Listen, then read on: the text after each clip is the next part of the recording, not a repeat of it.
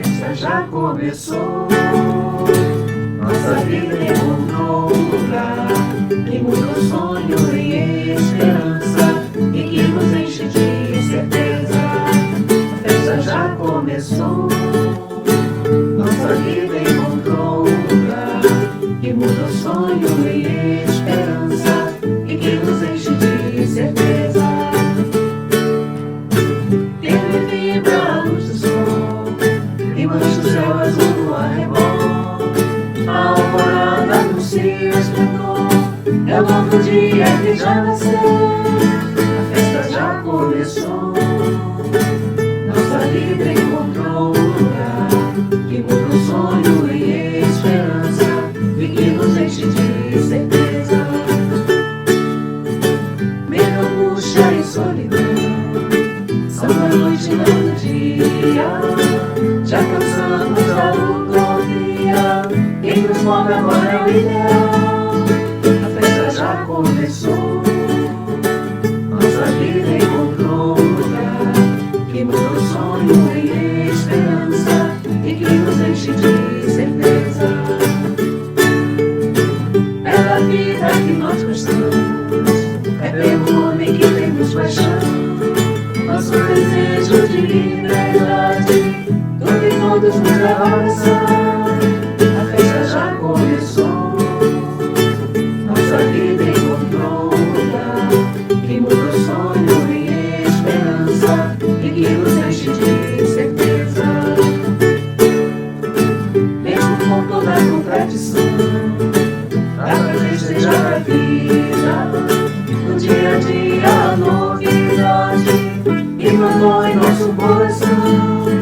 A festa já começou, nossa vida encontrou um lugar que muda o sonho em esperança e que nos enche de certeza. A festa já começou, nossa vida encontrou um lugar que muda o sonho em esperança e que nos enche de certeza. A festa já começou.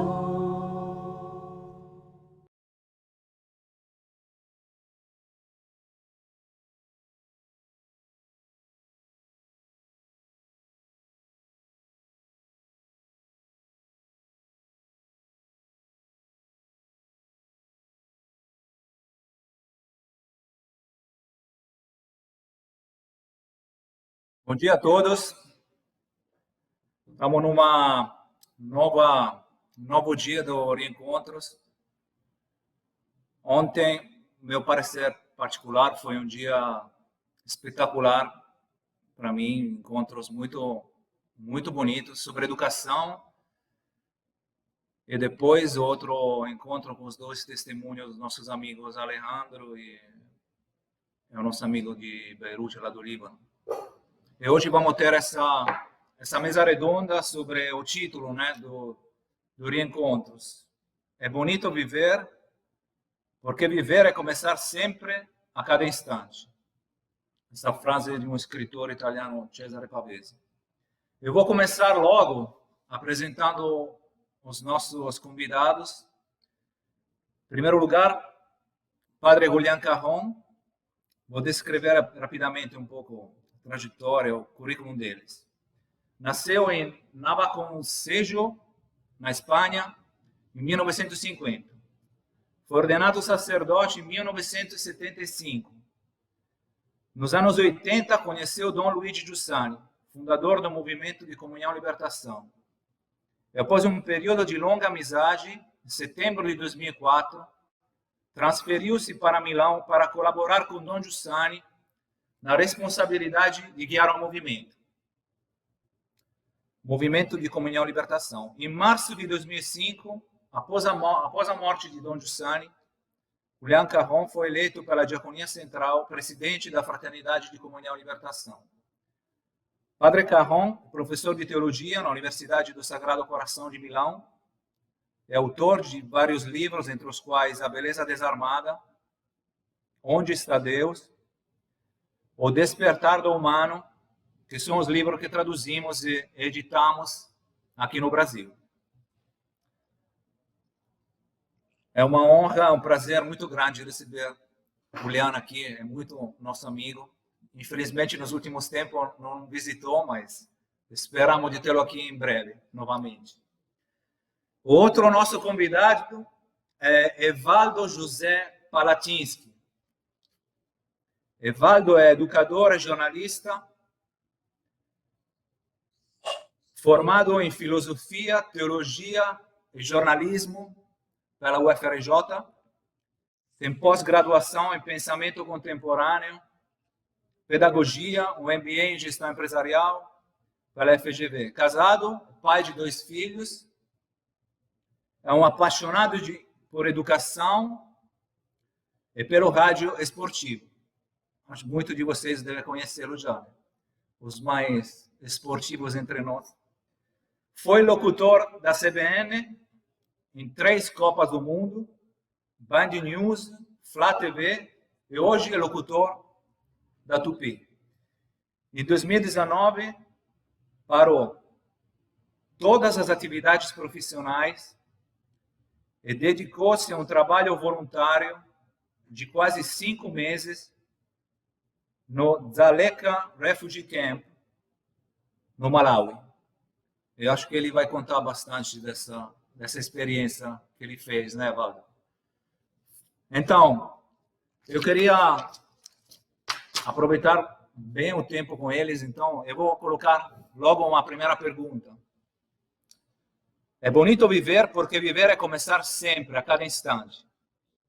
Essa frase do escritor Cesare Pavese poderia ser parafrasada com essa expressão: o recomeçar a cada dia. Talvez nesse tempo de pandemia, e portanto de tantas incertezas, o que mais tem provocado cada um de nós, que coloca em crise cada um de nós, é justamente esse cada dia que se repete sem enxergar uma via, uma saída, né? A gente estava pensando que nesse Rio Encontros a gente ia falar de recomeçar a escola, recomeçar o trabalho. Na verdade, estamos recomeçando a lidar com uma situação pior que o início da pandemia, nesses dias no Brasil todo, né? É um momento muito dramático. Padre Luigi Giussani, fundador do Movimento de Comunhão e Libertação, falava sempre que o despertar pela manhã é o momento mais significativo do dia, pois é o momento em que a pessoa começa a tomar consciência das coisas, começa a tomar consciência da realidade que a circunda. Justamente por isso, cada novo dia tem a ver com a questão da esperança, ou seja, com a questão do futuro. Vivemos um momento dramático, porque o que está por vir, o nosso futuro, sofre grandes e constantes ameaças. Eu pergunto então, como foi para vocês viver esses tempos? Esse cada instante, né? Esse recomeçar a cada dia. Acordar de manhã quando a perspectiva do tempo muda de repente. O que vocês descobriram? O que vocês entenderam vivendo essa circunstância pelo qual todos, de repente, fomos obrigados a passar? O que houve na experiência cotidiana de você, desse dia a dia? Poderia talvez começar com o Evaldo e depois passo para Juliano essa mesma pergunta.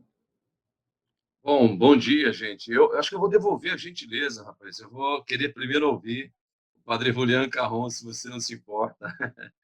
Estou muito feliz de estar integrando essa banca aqui. Bom dia para o pessoal do Rio Encontros. Acho que é um momento extremamente oportuno, Braca, para a gente falar sobre recomeço, mesmo que seja um recomeço de voltar outra vez para o isolamento, que parece que é o que nós estamos vivendo aqui no Brasil nesse momento. Então, eu estou muito ansioso para responder a sua pergunta. Eu quero dividir assim com muita alegria, mas se você não se importa, queria primeiramente ouvir o Padre Julián Carron para depois a gente ir engrenando os temas ali, pode ser? Tá ótimo. Absolutamente. Yo os agradezco esta Eu invitación. agradeço por esse convite e conhecer Evaldo e poder dialogar sobre as coisas mais importantes, queridas da vida, aquelas que mais nos interessam, aquelas com quem temos que lidar no cotidiano. Para mim, encontros como esses são preciosos, porque nos permitem compartilhar aquilo que experimentamos, o caminho que fizemos, as tentativas irônicas que tentamos para enfrentar a vida e escutar outras pessoas e assim nos enriquecermos constantemente com aquilo que a outra pessoa, nesse caso o Evaldo, o que ele viveu.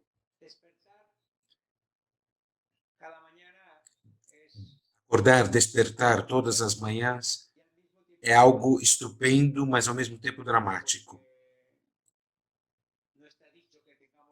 Porque ninguém disse que a gente certamente irá despertar.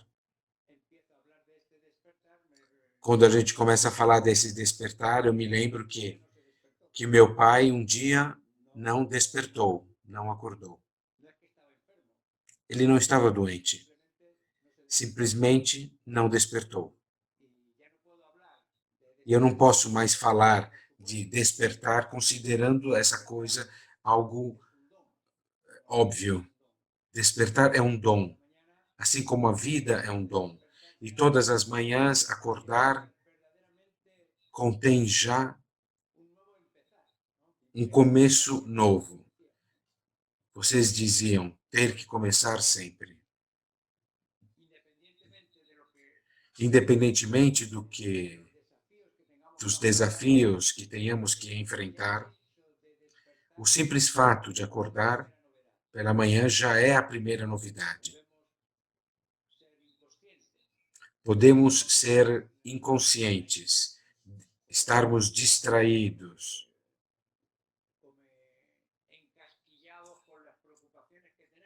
enrolado com preocupações que temos, mas todas essas coisas,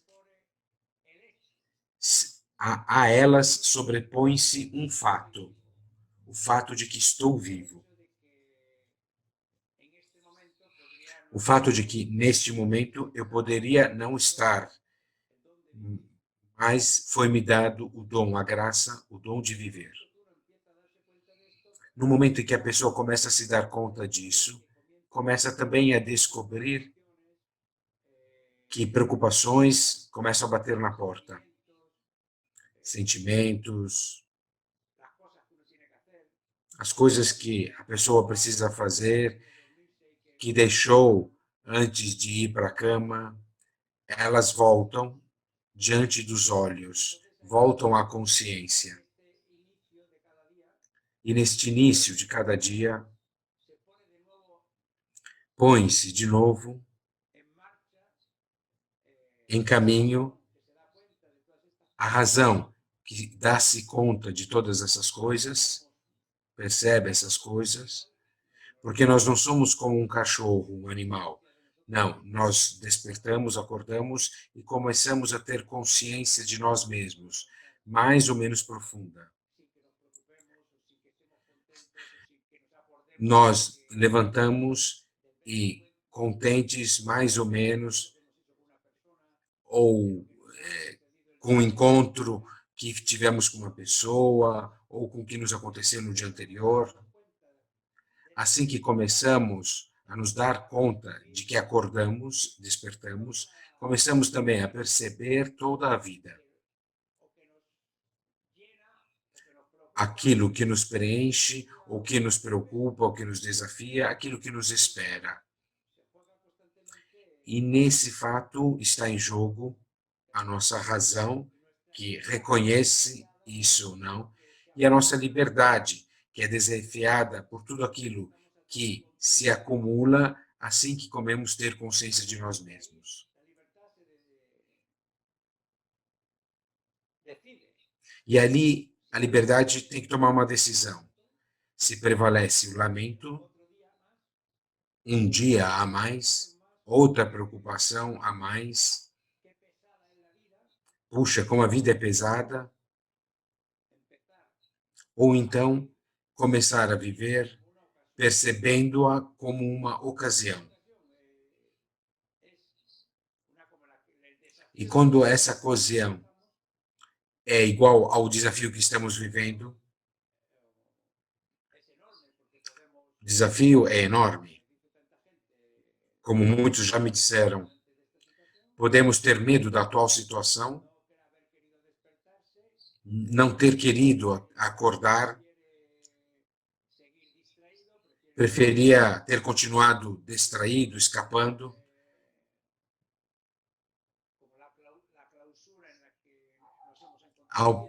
só ao pensamento da clausura que nos encontramos vivendo. Alternativamente, podemos nos abrir a esta possibilidade. E desde que essa história do Covid começou,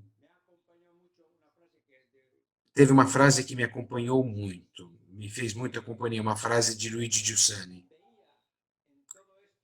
Ele via em coisas assim como uma grande ocasião.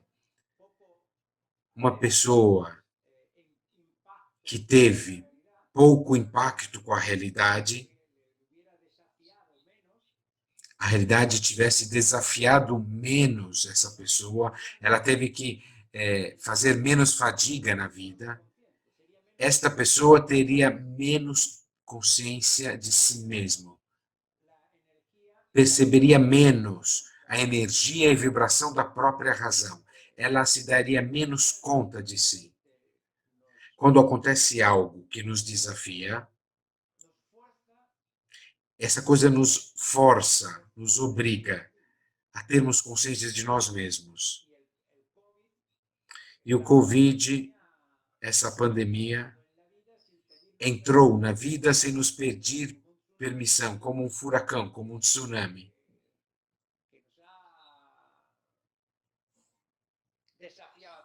Que nos desafiou todos.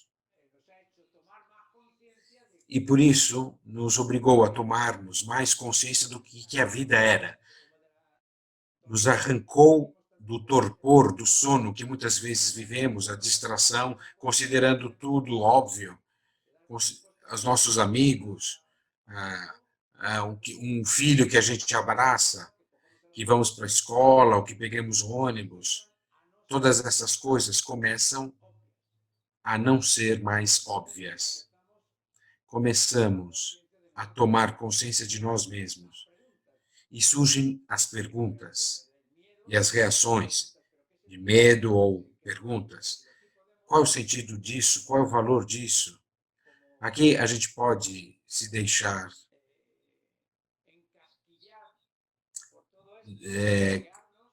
cairmos numa armadilha e percebermos bloqueados, ou então entender tudo isso como uma possibilidade, porque é um chamado da realidade para sairmos da nossa distração geral, do nosso sono, da nossa indiferença, chamando-nos a sermos nós mesmos.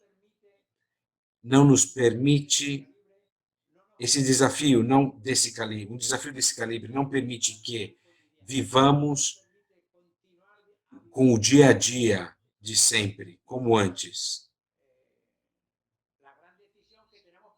Essa é a grande decisão que todas as manhãs temos que tomar, ou melhor, cada instante. Podemos viver a vida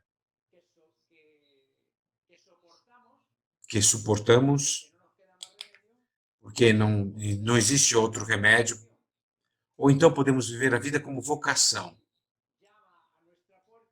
como se alguém nos batesse na nossa porta para acordarmos e usarmos as circunstâncias para crescer, amadurecer, estarmos diante das perguntas. Como a Hannah Arendt disse, uma crise desse calibre nos coloca perguntas que nos obrigam, que nos fazem sair do sono em que vivemos. E, portanto, nos fazem mais humanos, nos acordam. Eu fiz uma reflexão disso um tempo atrás, que foi publicado com o título O Despertar do Humano. Por que é um despertar? Quantas pessoas foram acordadas por isso que está acontecendo no mundo inteiro? Tive conexões, como estou tendo com vocês, com a África, com a Rússia, com a Espanha, Estados Unidos, Argentina. Isso que está acontecendo provocou um tsunami, furacão de tal calibre que não nos permitiu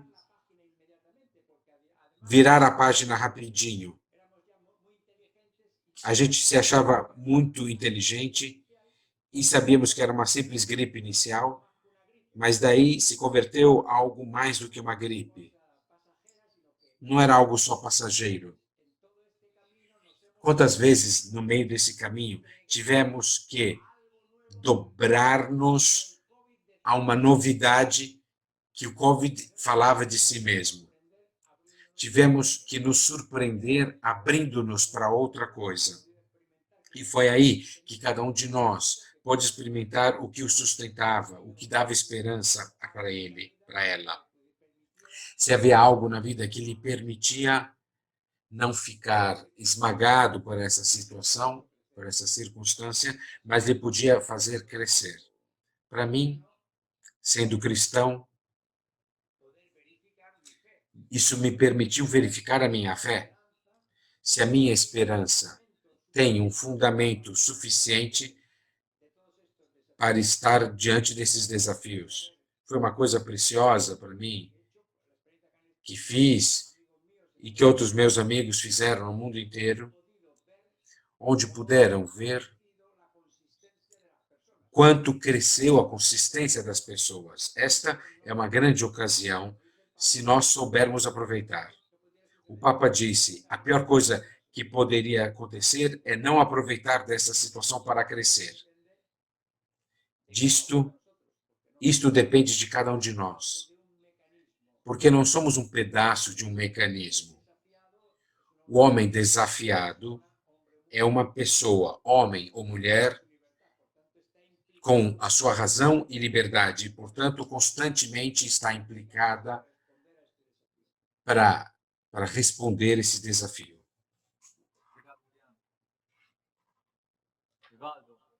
Eu vou aproveitar esse gancho final aqui do Padre Carron e vou começar pelo acordar mesmo, né?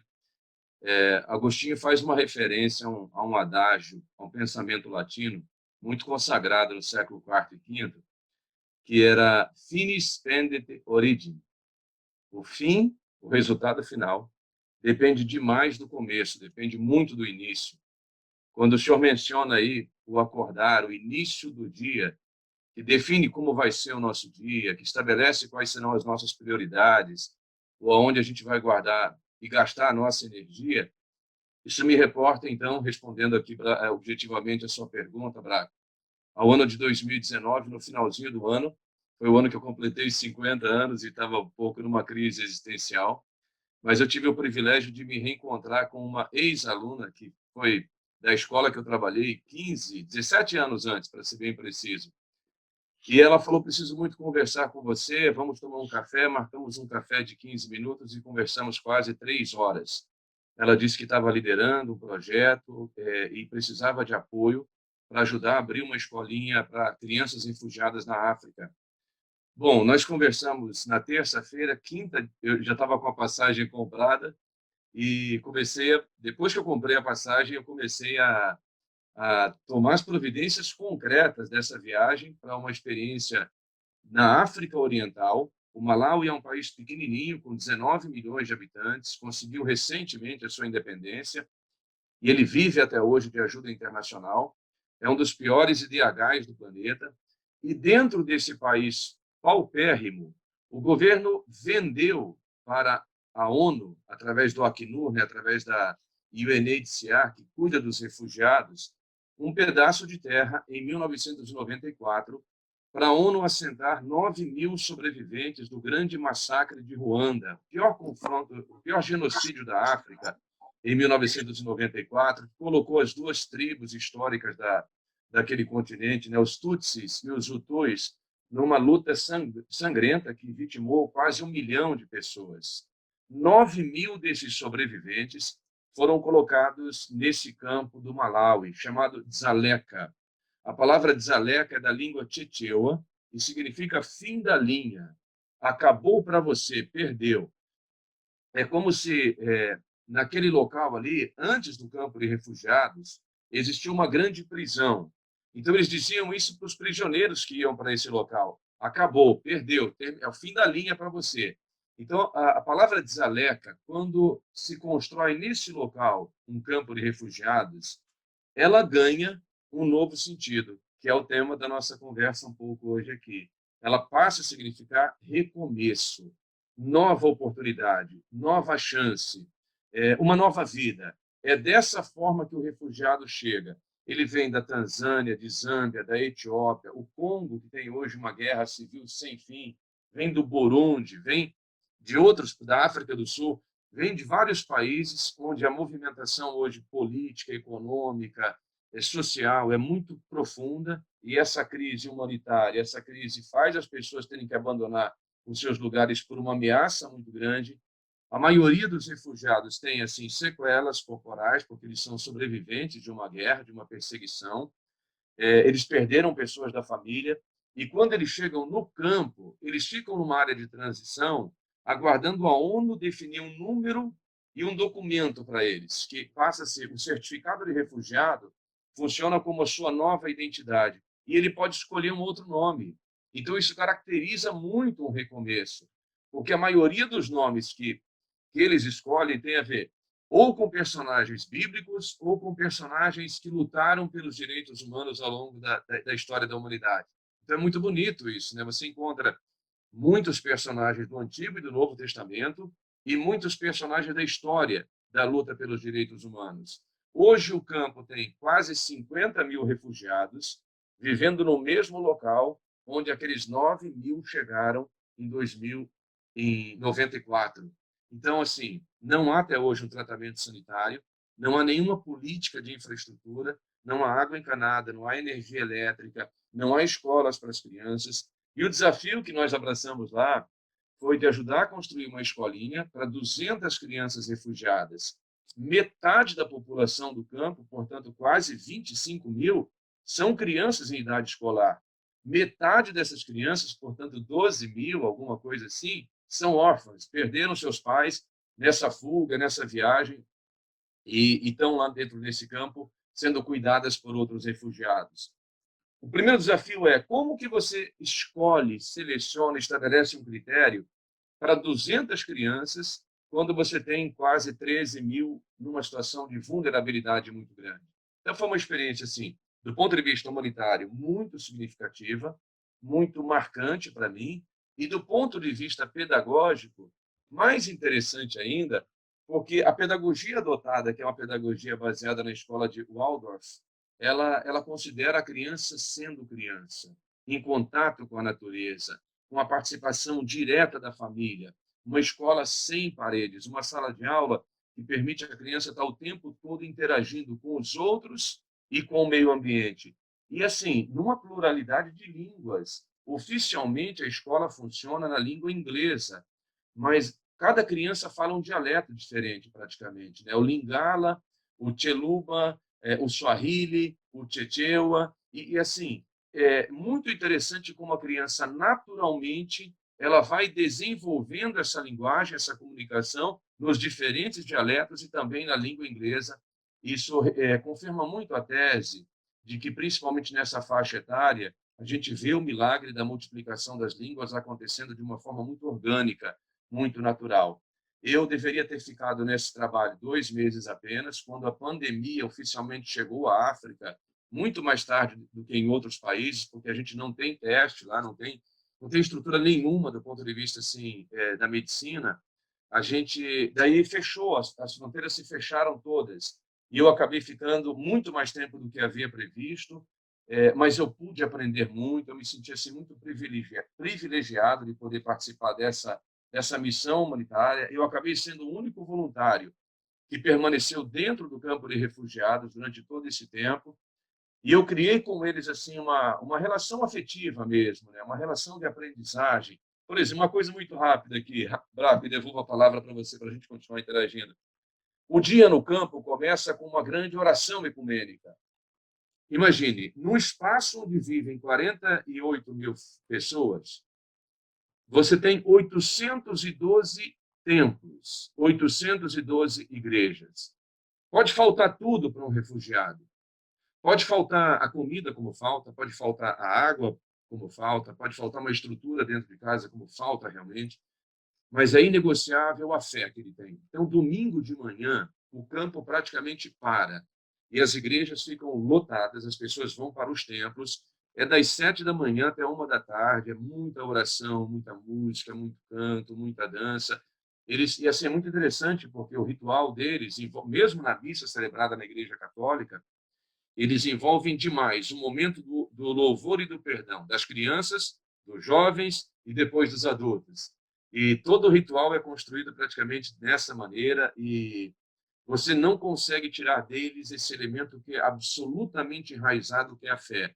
Parece que a experiência de já ter perdido tanto na sua vida, pessoas queridas, talvez posses, bens materiais, a profissão, ele fala, o único que não me abandona, quem vai continuar comigo é Deus. Então, eu serei muito fiel e essa crença que ele tem alimenta todo dia.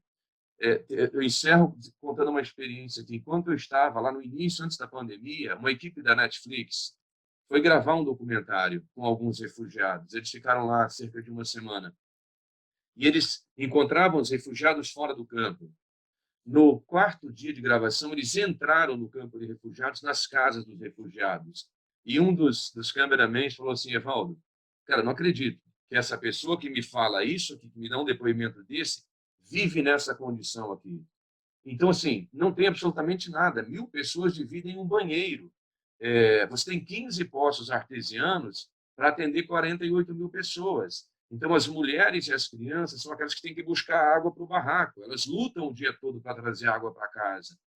E eles cantam, eles são alegres, eles têm uma resiliência, eles têm uma força assim, humanitária, que o teu problema, quando você lembra do seu problema, da sua dor, fica muito pequeno perto do que você está vendo lá. É como se fosse um tapa na sua cara todos os dias. É como se fosse Deus dizendo, cara, o que é isso? Está reclamando do quê? Quando você vê um cenário como esse aqui. Então, assim, eu fui para tentar ajudar, mas acabei sendo muito beneficiada, porque o grande crescimento espiritual, humano, profissional, coisas que eu jamais aprenderia numa faculdade, numa universidade, no MBA, eu aprendi ali na prática, convivendo com aquelas pessoas. Então, foi assim, foi um momento de recomeço bem significativo para mim, Braco.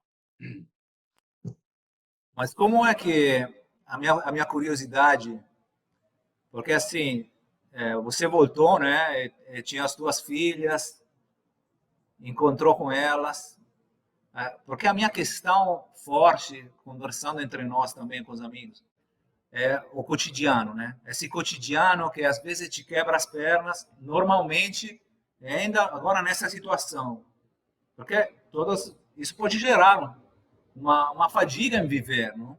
Quando você não tem uma experiência que te sustente. Então, como é que é essa coisa excepcional que você vive hoje para você, né? O que gerou? Que mudança gerou? Como é que te ajuda a viver esses desafios do dia a dia com o teu trabalho? Legal, bacana, ótima pergunta aqui. Acho que imagino que depois, assim, algumas pessoas que nos acompanharem nesse papo podem pensar sobre isso também. Eu vou começar pela questão familiar, né? Durante o tempo que eu estava lá e depois que os aeroportos fecharam, não havia previsão de retorno. E, coincidentemente, de uma forma infeliz, a empresa que tinha minha passagem de volta, a South African, ela fechou as portas durante a pandemia. Ela encerrou os trabalhos e falou, olha, cada passageiro que tem um ticket nosso, resolva o seu problema com a agência que vendeu a passagem. Então, estava muito difícil negociar com a agência aqui no Brasil, porque ela estava tentando passar as passagens para a Ethiopian Airlines, que não faz voo no Malawi. Então, foi uma situação bastante tensa. Assim, o que eu vou dizer? Eu estava muito confortável, porque pelo fato de não haver teste do Covid lá, assim, é muito interessante. A minha filha, vendo aqui, a mais nova, a Carolina, vendo o movimento que o governo brasileiro fez de resgate de pessoas do Brasil em alguns países, escreveu um e-mail para o Ministério de Relações Exteriores aqui do Brasil. E um dia eu estou lá no momento assim de estudo com os professores, a gente fazia, depois que as crianças iam para casa, a gente fazia momento pedagógico, de partilha, de feedback, como foi a manhã de hoje, como foi o almoço, como foi a tarde. E a gente estudava nesses momentos, né? Era muito bacana. Os professores são refugiados, eles são de vários países diferentes também, mas eles abraçaram muito assim essa escolinha com os valores que eles acreditam, né? Os valores Ubuntu. Eu sou porque nós somos, e de muito respeito, de valorização da diversidade das culturas. Olha, 48 mil pessoas vivem em um clima de paz sem nenhum policial andando pela rua. Não há violência entre eles. É como se eles dissessem assim: a gente já fugiu de um lugar da violência, a gente fugiu da guerra, a gente sobreviveu, então aqui dentro não há violência. O risco de violência lá é quando pessoas de fora invadem o campo e praticam o que não deveriam praticar. Mas assim, então ela mandou essa mensagem. E um dia eu estou numa reunião com os professores, eu recebo uma ligação do embaixador brasileiro no Malawi. E ele fala: Evaldo, sou eu, Arthur, sou embaixador aqui no Malawi. A gente recebeu um contato do Ministério das Relações Exteriores do Brasil, porque a sua filha mandou uma mensagem. Cara, quando ele falou isso, tipo assim, meu coração de pai, ele regozijou, ele ficou muito feliz. Deu aquela saudade e tal, aquele orgulho. Mas, ao mesmo tempo, eu falei: cara, então ela está muito mais preocupada do que eu com a minha situação aqui. Porque lá se morre de AIDS, de malária, de febre amarela, de desnutrição, todas as doenças que os países, em sua maioria, já erradicaram. A África ainda sofre, especialmente o campo de refugiados sofre muito. A média de vida é de 50 anos. As mulheres chegam a 53, os homens aos 47. Então, um dos piores IDHs do planeta. As pessoas não acreditam que você tem 50, 51 anos naquele cenário. Mas aí ele falou isso e falou: Evaldo, você quer que a gente vai te buscar aí no campo e traz aqui para a capital do Malawi, que é Lilongwe, e você fica aqui na casa da embaixada? Eu falei: não, se é para ficar aí, eu fico aqui. E eu continuo servindo. Se em algum momento eu precisar de alguma coisa, eu grito para vocês aí. E eu continuei trabalhando lá, e aí respondi para minhas filhas, falei novamente, assim, essa parte afetiva, sentimental, com a qual sou muito conectado, muito apegado, foi o momento mais difícil, mais delicado. Mas, assim, 2 dias depois eu já recebi uma mensagem muito carinhosa das 3 mulheres, né? Da Ana, que é minha esposa, da Thaís e da Carol. Elas desenharam assim, o mapa mundi e fizeram um coração ligando o Brasil ao Malawi, dizendo assim: cara, papai, se você está bem aí, se você está tranquilo, se o teu coração está preso nesse momento às pessoas, faz o teu melhor e quando puder você retorna. Ficou no meu radar assim a preocupação pelo retorno, mas não naquele momento. Então, eu só fui retornar ao Brasil, indo até a Etiópia, indo até o aeroporto de Addis Abeba. A gente estava tudo fechado, fronteiras, então você não poderia passar oficialmente pelas estradas. Foi uma viagem muito tensa, assim. E a gente ficou dentro do aeroporto fechado 2 dias, esperando vir um voo de carga da China que traria material, sei lá, alguma coisa. Estava cheio o avião, a gente ficou lá na frente para Guarulhos, em São Paulo. Foi assim o retorno. O que é que mudou, é a sua pergunta? Assim, tem uma coisa que tem muito a ver com o nosso consumo, né? A gente passa uma vida toda consumindo muito e trabalhando mais para acumular mais, para poder consumir mais. Quando você vive uma experiência com pessoas que ganham $3 por mês para comer, beber e vestir, o que é isso? O que isso representa? Para a moeda nossa aqui, R$20, R$17. Comida, roupa, toda a despesa em cima desse dinheiro. É o que a ONU entrega para cada refugiado, com uma pena que eles têm que cumprir. Qual é essa pena? Quando o Malawi fez um acordo para receber os refugiados, ele colocou uma cláusula que a ONU jamais poderia ter aceitado. Quem é refugiado no Malawi não pode trabalhar, não pode ter um emprego, não pode ter uma profissão. Então, você tira do ser humano um direito natural. que é parte da realização dele, acho que o padre Julián pode falar bastante disso, é um direito natural. O trabalho é parte da realização humana. Então, dentro do campo de refugiados, eu tenho médicos, advogados, engenheiros, professores, artistas, gente que não pode sair dali para ter uma profissão, para viver do seu suor, como a própria Bíblia nos ensina. Então, isso não acontece. Então, eles teriam tudo para serem as pessoas mais infelizes, mais frustradas, porque são abandonadas, digamos assim, pelas organizações internacionais. Um acordo desse não é humanitário, porque ele não contempla os direitos humanos.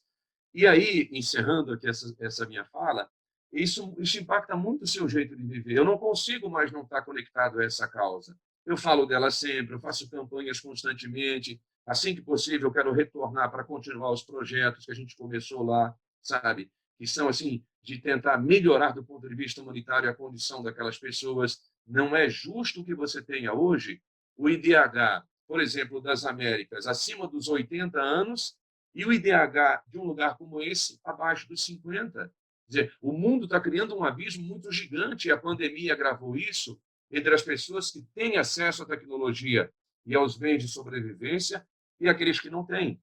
Então, isso me impactou muito. Isso mudou muito na minha concepção, porque uma coisa é você ler num livro, ouvir alguém falando, outra coisa é você, em loco, conhecer as pessoas, falar com as crianças, criar conexão com elas e se envolver afetivamente. Muda completamente a coisa, sabe? Certo. Obrigado, Evaldo. Pegando o gancho desse tema, né? Eu gostei como você falou das tuas filhas, que não é normal, numa circunstância dessas, tuas filhas te falarem, pai, se você está bem lá, está fazendo uma coisa grande, fica lá. Quando a maioria das pessoas teriam falado, volta para casa logo. Né? Então, como construir esse vínculo e como educar, né? O que significa educar? Então, a minha pergunta agora, quero enfrentar um pouco esse tema, porque muitos de nós, acho que essa é uma situação geral, né? Acho que o Julián também, cada um de nós viu o drama das famílias nesse tempo, de lidar com os filhos quando falta a escola, quando tem que deixar eles em casa, e que não está acostumado com isso, tem que inventar coisas de repente, do nada, para eles poder continuar um caminho, o caminho educativo que a escola fez, é que de repente mudou tudo, não? Então isso criou tantos problemas, tantas temáticas, vamos dizer assim, também que estamos enfrentando, né? É melhor voltar para a escola, é melhor ficar em casa. Evidentemente tem os riscos. É o debate que temos agora. Mas se vamos mais a fundo um pouquinho, tudo isso que está sendo gerado, quando eu falo com os meus amigos que têm filho em casa, é como se o tema da educação tivesse vindo mais à tona, né? Mais que escola não escola, como ficou agora grande nos nossos olhos o tema da educação? O que significa despertar o interesse? O que tem a força de despertar o interesse? Que pode ser via virtual ou pode ser tendo a professora na tua frente. Mas tem um tema que é mais fundo do que disso que estamos vendo, que também, como falava Julián, poderia ser uma ocasião. Essa poderia ser e pode ser uma ocasião. Então, além disso, temos os adolescentes que têm um monte de propostas, e às vezes aquilo que os pais carregaram, que vem da tradição, pode ser a tradição católica, cristã, tem uma dificuldade enorme em ser transmitidos hoje. Porque aquilo que antes ia como uma esteira, né? Um tapirulã, uma esteira, os teus filhos iam na missa com você, iam fazer a crisma. Era tudo como dentro de uma normalidade. Agora um filho há 12 anos fala para a mãe, até 10, mãe, eu não vou para a missa, não quero ir para a missa. E muitas das nossas mães ficam como assustadas, em pânico. Mas como é possível, não? Eles não querem, como se tivesse o pânico de não conseguir transmitir aquilo que de precioso encontramos. Então, ontem começamos a enfrentar esses temas no encontro que fizemos com o Nimbini. Evidentemente, é um tema muito interessante, muito dramático. Então, eu queria pôr para Julián, se você pudesse falar para nós, o que significa educar hoje? Qual é a ocasião que temos para poder aprender a alargar um pouco o nosso horizonte nesse tema, né?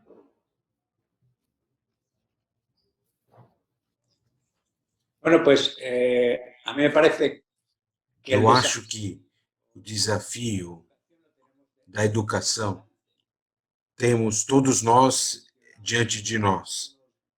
Você mencionou alguns temas, como despertar hoje o interesse, por exemplo, a grande emergência educativa. Eu sempre coloco um exemplo para me explicar o que eu quero dizer com despertar o interesse. Se você tem 25 meninos que querem aprender matemática, pode haver 1000 professores no Brasil dispostos a ensinar porque conhecem a matéria. Mas muitas vezes não há 25 garotos interessados em aprender. O professor, cada ano, tem que despertar no garoto o interesse por aquilo que ele quer transmitir. Isso é outra coisa que a gente não pode considerar como óbvio. Você disse o exemplo da missa, do aspecto religioso, digamos. É a mesma coisa. Não é óbvio que um garoto o aceite mecanicamente se ele não for despertado por um interesse por aquilo que os seus pais fazem. Sem isso, será difícil que esse garoto, esse menino, a menina também, venha se interessar por isso. Porque ele não vê a conexão entre aquilo que os pais fazem e a vida. Só descrevendo fatos, a gente já se dá conta o tamanho do desafio que a educação tem na sua frente, que é o pai com seu filho, o professor com o estudante, o sacerdote com o garoto que vai na paróquia, quem faz um programa de televisão com seu telespectador, porque não basta estar na televisão para atrair. Há muitos programas que são chatos e as pessoas acabam mudando de canal. Todos, portanto, estamos diante desse desafio. Nesta conversa, por exemplo, também nós temos o desafio de suscitar em quem nos escuta um interesse. Aí a gente pode entender a educação como que ela é uma introdução à realidade, aquilo sobre o qual queremos conversar. Agora, de alguma maneira, é fácil, não porque as pessoas estejam mais abertas, mas porque se tornou urgente. Algumas coisas que por anos a opinião pública estavam silenciadas, as perguntas fundamentais da vida, agora a gente vê nos jornais todos os dias, porque quando uma pessoa tem medo, quando a ciência não é capaz de dar uma resposta imediata aos desafios, quando a pessoa se sente sozinha ou está sozinha, quando não pode mandar os seus filhos para a escola, tudo isso que antes era óbvio, agora é um desafio constante. Portanto, a questão é se cada um de nós tem ou não algo a oferecer para os outros. Um pai tem algo a oferecer para o filho, para que esse possa enfrentar as dificuldades que o pai não pode poupar o filho. O pai desejaria muito poupá-lo. Seria muito melhor poder levar o filho para a escola. Seria melhor para o pai e para o filho.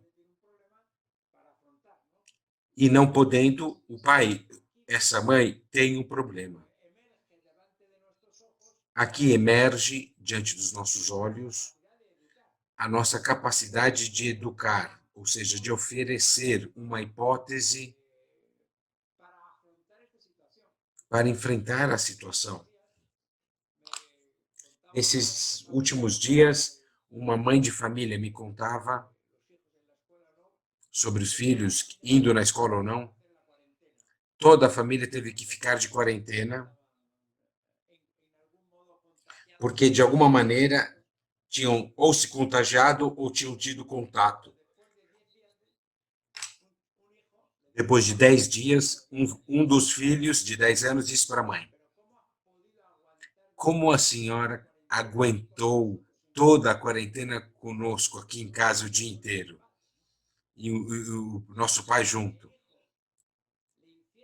Que o filho tenha lhe feito essa pergunta à mãe mostra o quanto esse menino estava impressionado pelo valor da presença da mãe, pelo como ela tinha vivido esses dias na quarentena.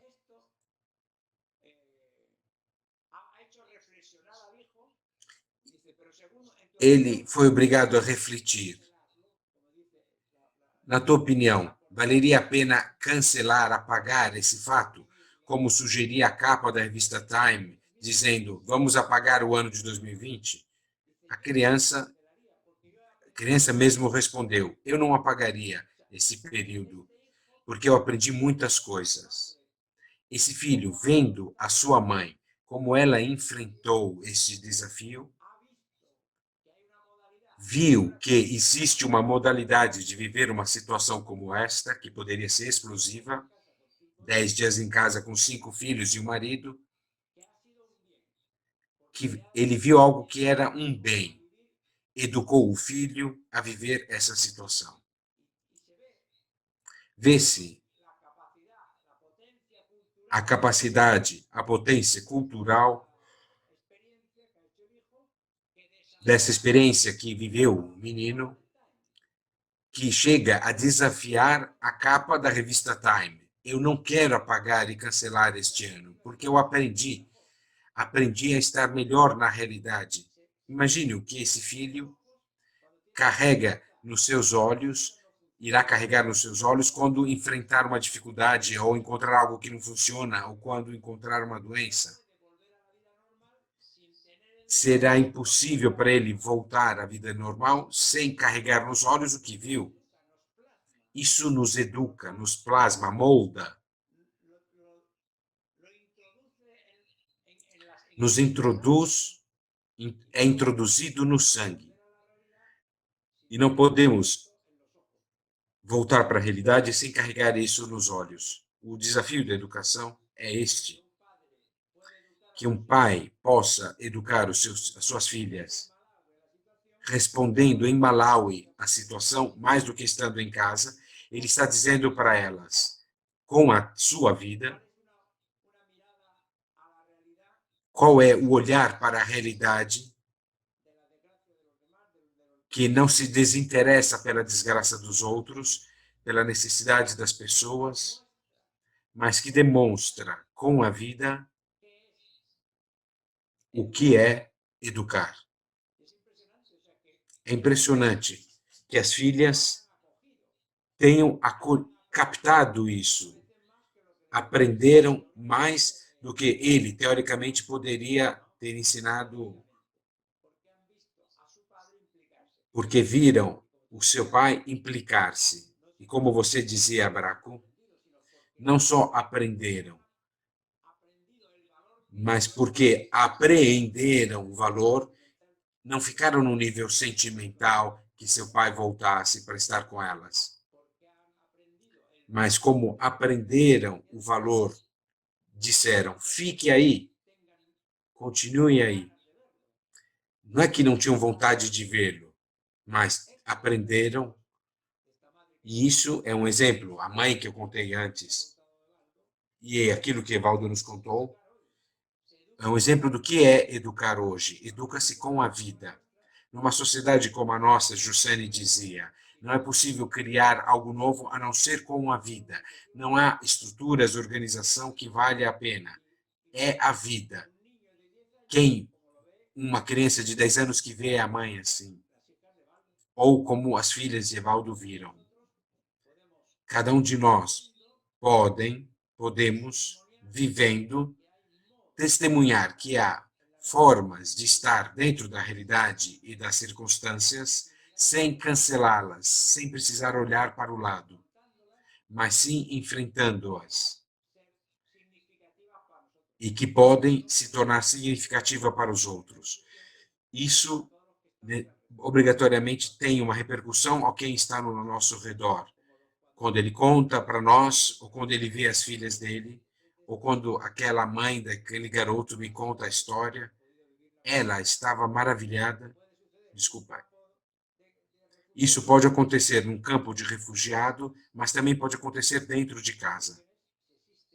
A questão é se existe alguém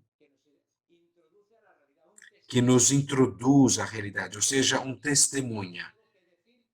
Um testemunha que tenha algo a dizer porque aprendeu algo da vida. A educação, no final das contas, é isso, comunicar a própria experiência.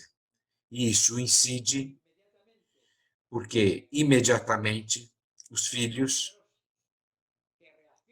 são os primeiros que reagem. O primeiro teste acontece na própria casa, com seus filhos. Ou o professor na escola, ou o sacerdote na missa, se as pessoas estão prestando atenção ou não. Porque aí se vê o que cada um viveu. Se aquilo que cada um viveu ajuda os outros. E ajuda a pessoa que diz e, portanto, ajuda os outros. Uma situação que não lhe foi poupada. Não há hoje uma outra forma de educar a não ser através da vida. De uma vida que não só tem uma forma de fazer, mas carrega na cara, no rosto, estampada no seu rosto, e introduz aos outros a essa modalidade de viver nova. Você está livre de poder intervir quando quiser, né? Se tem perguntas, o que é... Eu gostaria de ouvir você também de novo sobre esse tema da educação, que você tem uma experiência também, né, grande nessa área. Muito difícil falar depois do Julián, hein?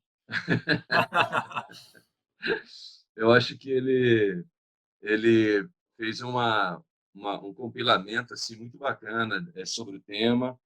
Eu vou então só acrescentar um pouco da minha experiência como pai aí e agradeço ao Padre Julián por essa provocação assim tão bem fundamentada, né? Me lembrou um pouco aqui na obra O Príncipe, Maquiavel, ele disse que o governante deve preferir sempre ser temido, porque se as pessoas tiverem medo dele, elas vão obedecer cegamente, sempre. Então, acabou se tornando quase que uma cartilha de governantes em determinado período na Europa, essa obra O Príncipe, do Maquiavel. Não confunda com O Pequeno Príncipe, mas é diferente, é o oposto, é paradoxalmente contrária ao que Santo Agostinho propõe. Na obra de Agostinho, e dentro da sua doutrina da graça, ele diz que a gente deveria perseguir o líder, o superior, aquele que comanda, deveria perseguir sempre ser amado mais do que ser temido. Porque quando a obediência acontece por amor, ela acontece por reverência, ela acontece por respeito, ela acontece com uma entrega mais profunda. Ela é mais verdadeira do que alguém que obedece apenas pelo medo. Então, Agostinho incentivava muito que nas casas religiosas, nos conventos, nos mosteiros, enfim, a obediência ao superior se desse sempre pelo amor e não pelo temor. E eu penso que, é assim, dentro de casa, pelo menos da minha experiência, eu acho que eu vivi bastante isso. Eu tive o privilégio de ter as minhas filhas sempre estudando nas escolas onde eu trabalhava. Então, a gente convivia em casa e acabava convivendo também nessas escolas. Mas elas foram crescendo. Houve um momento, assim, isso ficou muito marcado em mim, na transição para o ensino médio, né, para o high school. Uma das minhas filhas, ela era representante da turma dela e eu era o coordenador pedagógico da escola. E ela entrou na sala a gente, onde eu encontrava, eu queria abraçar, queria beijar, queria ser pai mesmo dentro da escola. Ela entrou, não cumprimentou, disse bom dia, tudo bem. Entraram vários alunos juntamente com ela. Ela entrou representando um grupo de alunos e ela falou assim: Evaldo, nós temos que conversar sobre um assunto muito sério. Daí, assim, isso me deu um gelo, porque eu queria ouvir: oi, papai, tá tudo bem? Não sei o quê. Mas é uma tentativa de separação daquilo que é doméstico nosso, caseiro, que é uma relação fraterna e filial, muito boa, graças a Deus sempre, daquilo que é uma função acadêmica de um representante de turma. Tem alguns rituais, assim, Braco, eu queria partilhar, que primeiro, assim, eu acho que a gente tem matado muito nas nossas relações de família e de sociedade os ritos, né, ou os rituais.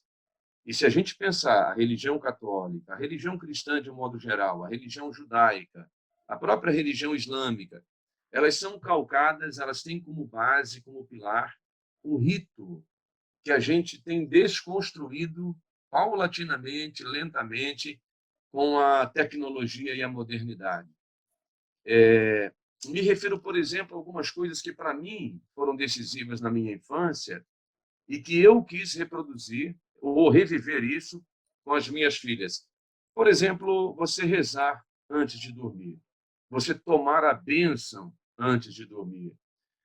Na África, parênteses, na África, todas as pessoas, quando chegam próximas a você, ou a um adulto, ou a criança, sempre estende a mão e pede a bênção, independentemente da crença, da religião, pelo simples fato de uma criança se aproximar de uma pessoa adulta, ela estende a mão e pede a bênção. Esse é um ritual de respeito, de reverência. Tem muita religiosidade presente num gesto como esse. Você diz muito para uma criança sobre o respeito à terceira idade quando você a educa numa linha como essa. Que não peça a bênção, sei lá, mas que diga bom dia, boa tarde, com licença, me desculpa, tudo bem, que seja empático, que tenha um sorriso na acolhida. Esses são pontos da educação que, na minha concepção, são inegociáveis. A gente, como pai, não pode se furtar a isso. O meu filho aprende isso em casa e não na escola. Eu não posso delegar para a escola aquilo que é missão minha como pai transmitir para meus filhos. Uma outra coisa que me chamou muito a atenção, e eu vi isso entre os ribeirinhos de Marajó e também na África, é assim: quando eu vou entregar uma coisa para alguém, eu sempre utilizo a outra mão para segurar a mão que está entregando. Quando eu vou receber alguma coisa de alguém, eu sempre uso a outra mão para segurar a mão que está recebendo. É um outro gesto absolutamente simbólico que caracteriza respeito. É como se a pessoa pegasse o objeto ou entregasse o objeto sempre com as duas mãos. Todas as crianças, todos os adultos, eu vi isso, repito, com os ribeirinhos, da área bem pobre lá da ilha de Marajó, né, no rio Acuti Pereira, que é um dos afluentes do Amazonas. Eu trabalhei numa escola que a gente levava os alunos para fazer um trabalho social em parceria com a Cruz Vermelha, com os ribeirinhos do rio Acuti Pereira. Então, são comunidades que vivem muito isoladas de tudo, assim, tudo mesmo.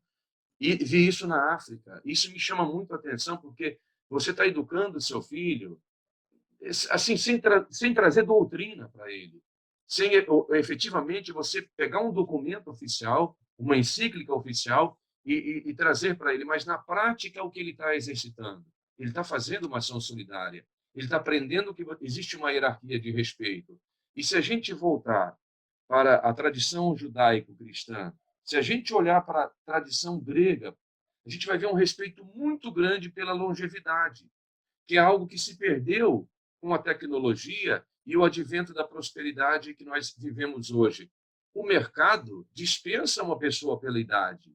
Se você voltar à Grécia clássica ou à tradição judaico-cristã, longevidade era sinônimo de sabedoria, de experiência, de conhecimento, que é hoje o que o mercado visando muito lucro e resultado imediato, nem sempre valoriza.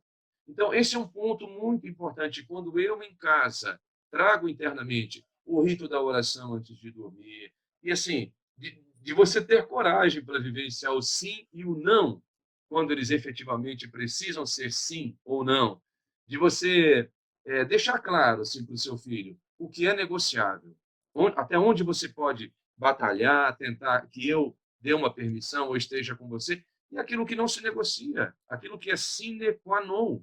E é de uma condição de pai ou de mãe você dizer isso. Porque se você não diz isso dentro de casa, seu filho vai ouvir de outras pessoas em outros lugares. E aí talvez não seja tão legal, com tanta caridade, com tanta intenção de ajudar, quanto você deveria dizer. Hoje, nas escolas, o que é que a gente cada vez... E agora eu falo do lugar de educador acadêmico. Cada vez mais e mais cedo, as famílias delegam para a escola aquilo que deveria ser feito em casa, aquilo que era missão dos pais começarem a transmitir. Então, não é o professor quem dá uma educação inicial para a criança do respeito ao outro. Isso vem do berço. Vem do berço. E assim, se uma criança vai crescendo e não percebe esse valor dentro de casa, na maneira como os adultos se tratam, como o pai trata a mãe, como a mãe trata o pai, como ambos respeitam os avós, como os tios, sabe? Se não existe esse ambiente, não cobre da escola, porque é mais artificial. Pode até ser que a criança absorva algum valor de fora para dentro, porque eu considero a escola complementar à educação da família. E esses temas ligados aos valores, que para a sua família são inegociáveis, são importantes, eles começam dentro de casa. Eu gosto de falar bastante sobre esses pontos, assim, porque a gente precisa resgatar rito e mantê-los. E tudo bem, ô Braco, se depois que você passou pela fase da adolescência, da juventude, se o seu filho quer voar, tudo bem, mas você deu para ele uma base. Agostinho se refere a esse momento como a semente da fé, né? Ele faz uma referência a Mônica na obra As Confissões, já no final da vida. Ele fala assim: é como se a semente que a minha mãe plantou, naquela oração diária que ela fazia comigo, e ao longo da minha vida, rezando pela minha conversão, se essa semente tivesse frutificado somente agora. Então, cara, a gente tem que ter coragem de plantar. Em algum momento, em algum lugar, essa semente ela vai germinar, vai produzir os frutos, mesmo que não sejamos nós aqueles que vão imediatamente fazer essa colheita. Muito bom. Julián, não sei se você quer falar alguma coisa sobre isso. Me gusta mucho esta imagen de la semilla, ¿no? Porque... Gosto muito dessa imagem da semente, porque eu acho que ela é muito verdadeira. Tinha um amigo em Madrid que dizia que a única semente que não cresce é aquela que não é semeada. E isso é visível nos filhos, com os estudantes, com os jovens. A única semente que poderá dar fruto é aquela que nós semeamos ao vivermos, porque ela é a única modalidade de transmitir. Antes falou-se, Braco falou sobre a tradição. A tradição é algo transmitido vivendo. É uma semente que só pode ser passada de pais para filhos se os filhos a verem encarnada em seus pais.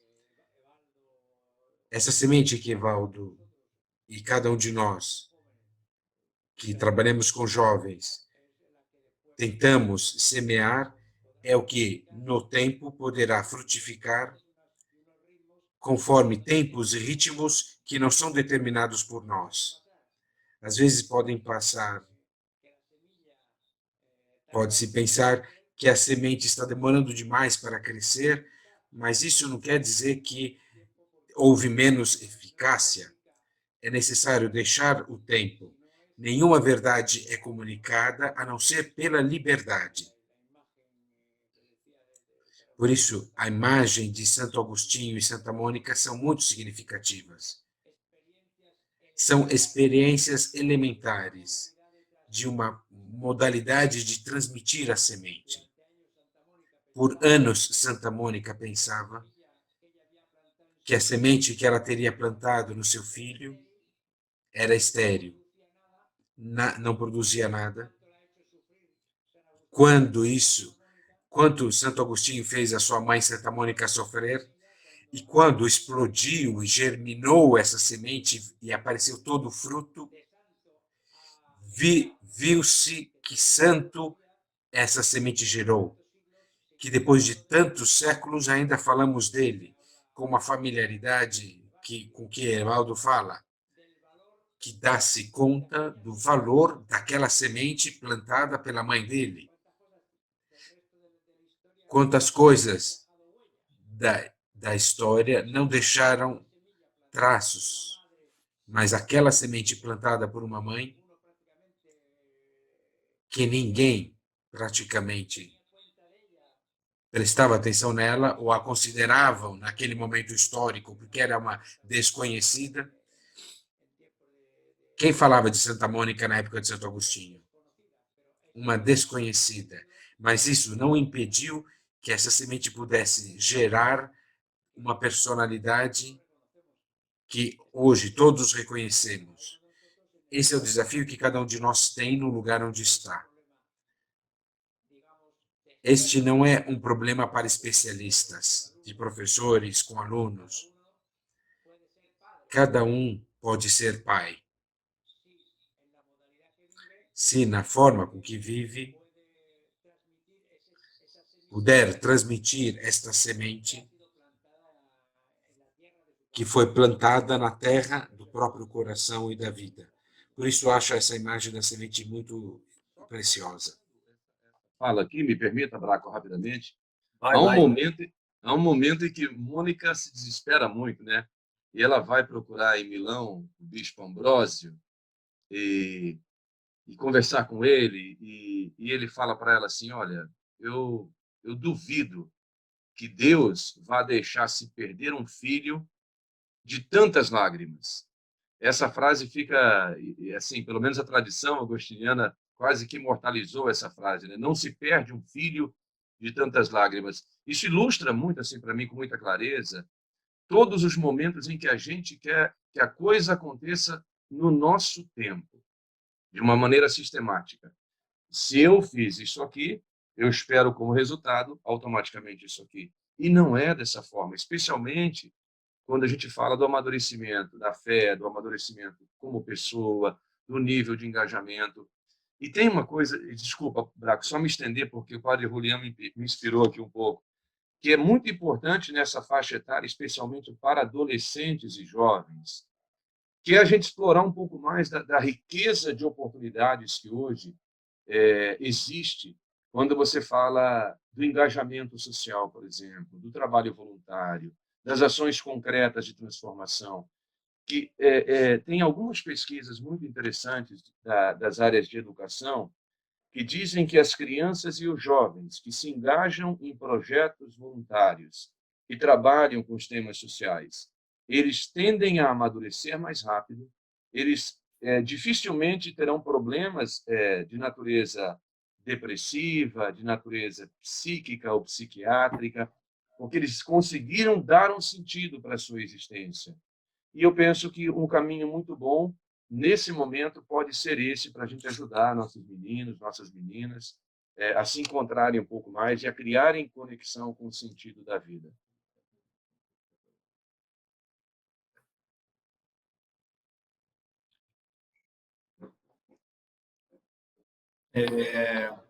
Eu achei muito interessante essa coisa. Queria perguntar para o Julián, que acho que pode ajudar, porque é uma coisa que você falou, né? Se siente. Se sente? Estão ouvindo? Sim. Não, Julián, queria pegar o gancho do Evaldo, dessa coisa que ele falou, de esperar o tempo do outro, que com as crianças, com os filhos, mas que é para nós todos, né? Porque eu acho a coisa mais difícil, muitas vezes, ter a sensibilidade do ponto, do caminho que o outro está, não? E muitas vezes nós, então, nos tornamos violentos. E aquilo que eu sempre vi em você, eu aprendi, estou aprendendo, é isso, né? Só que isso não pode ser uma coisa que eu decido de ter. O que vai permitir de começar a ter essa sensibilidade? Que falava o Evaldo, dessa liberdade, é amar a liberdade, que é sensível ao ponto do caminho do outro. En primer lugar, a mí Primeiramente, o que me ajuda muito é dar-me conta de quem é o meu interlocutor.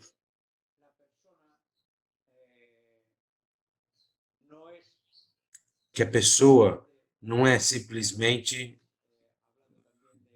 como era dito antes, Evaldo falando de Santo Agostinho de obediência.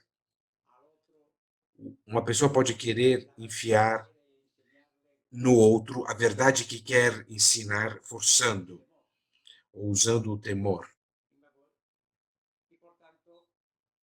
E, portanto, essa modalidade de educação que por anos, por séculos foi usada, a letra com sangue entra, se diz em espanhol. Você tinha que violentar o outro para que entrasse, com castigo, com pressão.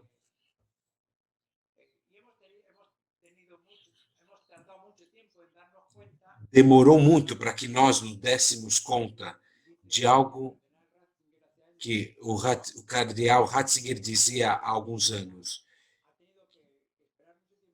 O concílio Vaticano e a Igreja demorou muito até aprender que não há um outro acesso para a verdade a não ser passando pela liberdade. Um elemento decisivo para não violentar o outro é simplesmente o fato de reconhecer que ele é inútil. Querer forçar o outro a fazer algo é inútil, ainda mais nesses tempos em que a liberdade é o valor mais querido. Em outros momentos em que prevalecia um sistema diferente, onde se transmitiam coisas por uma certa ordem, mas tudo isso já acabou. Não é assim que se transmite. Temos, portanto, que darmos-nos conta que não há outra modalidade, como já dissemos, a não ser desafiar a liberdade do outro com um testemunho que o outro pode reconhecer como um bem. As filhas de Evaldo se pacificaram quando viram o bem que seu pai fazia. É necessário que ele possa explicar às suas filhas para que captem o valor. Mas, nesse caso, elas captaram imediatamente, outros talvez não.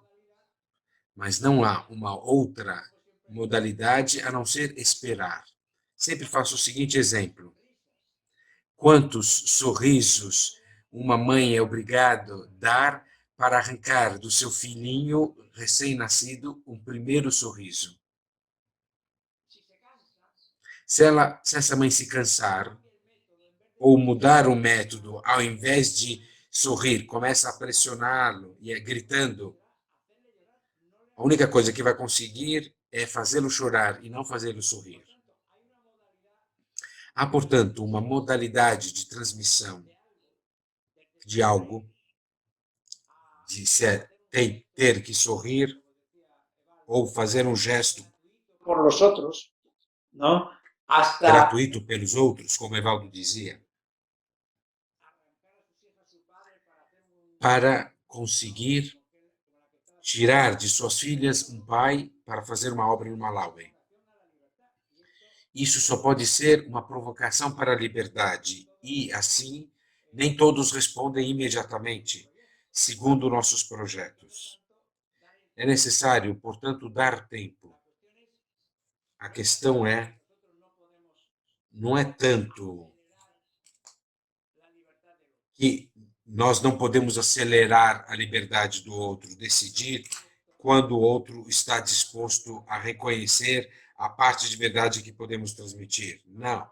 A questão é ainda mais dramática para nós, que temos que esperar. Quando o professor se cansa dos estudantes, dos alunos,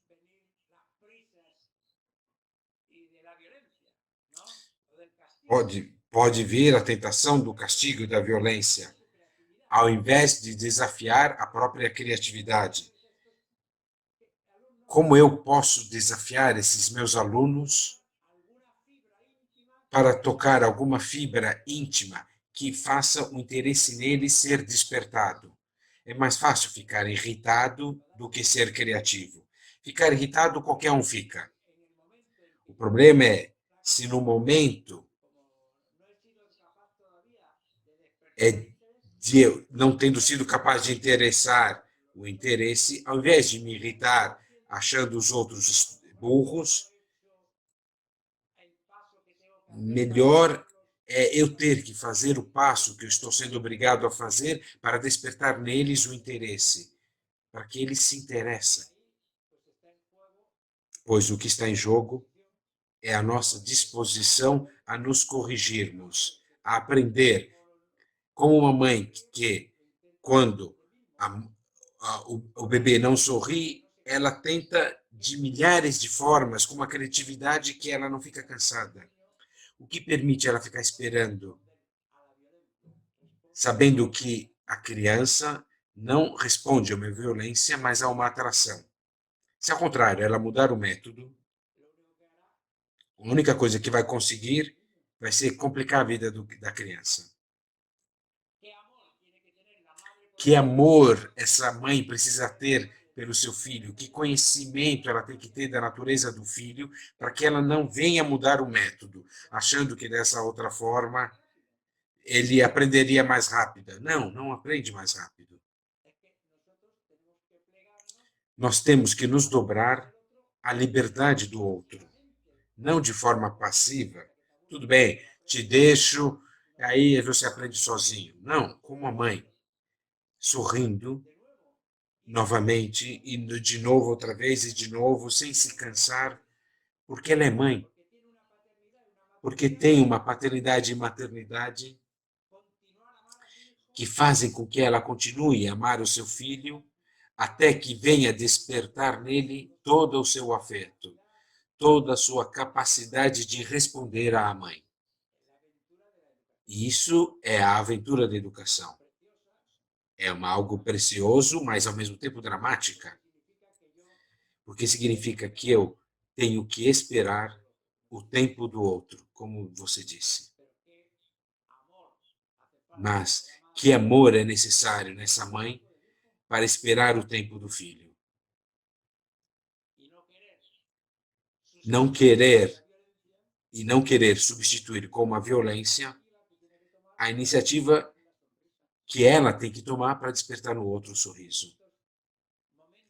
Parece que nesses momentos iniciais da vida, o que está em jogo é aquilo que se desenvolverá no resto da vida na educação. Se a gente não aprender isso, se um método for mudado de atração suscitando um sorriso para a violência, isso irá voltar a acontecer na adolescência. Não atrairemos o jovem.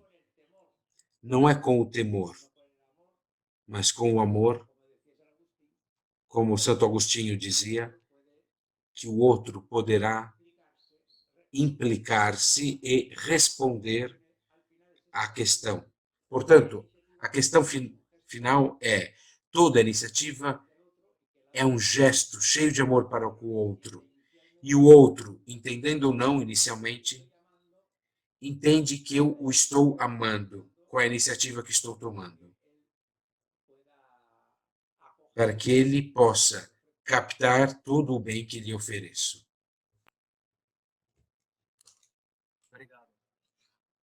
última coisa, para encerrar, mas eu acho que está muito, enquanto você falava, Juliana, Evaldo também, eu acho que está muito ligado a isso.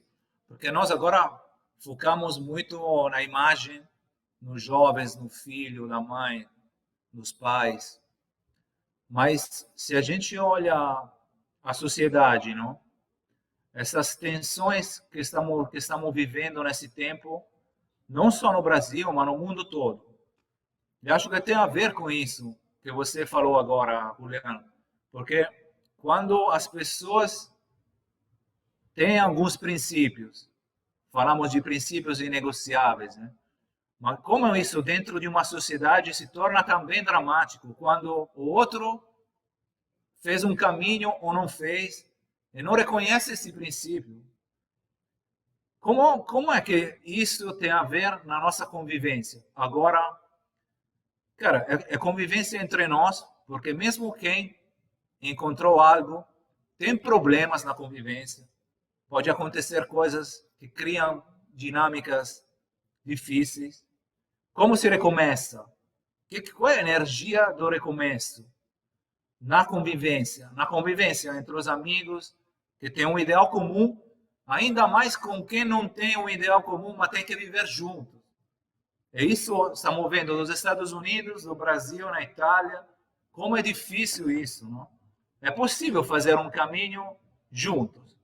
É possível reconhecer que outro é um bem para mim, ou é uma utopia, é algo que não é bem possível realizar.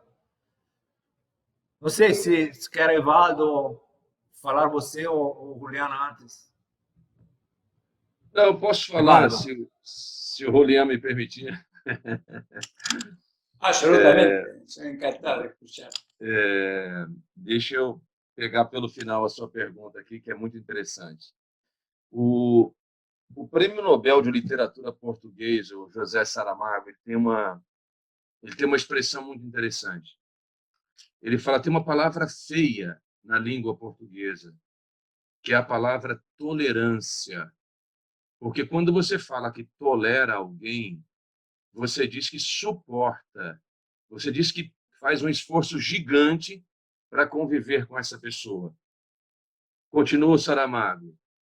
Mas tem uma outra palavra que consegue ser mais feia ainda, pior do que essa, que é a intolerância.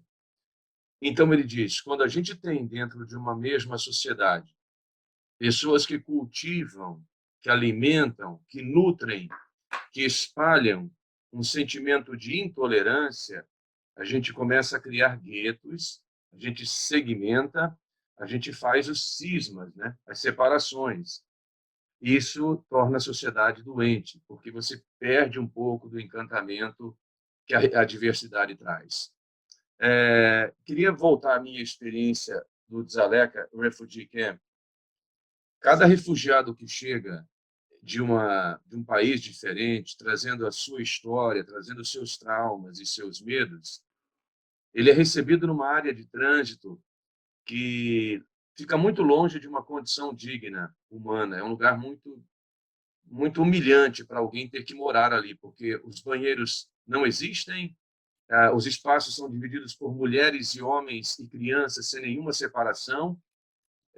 Se a gente, assim, mal comparando, e a intenção que é mesmo impressionar por conta da realidade que se vive lá, no sul do Brasil se cria muitos porcos e galinhas, e os aviários e os chiqueiros, eles são construídos com tecnologia de ponta para que a produção tenha um resultado eficiente.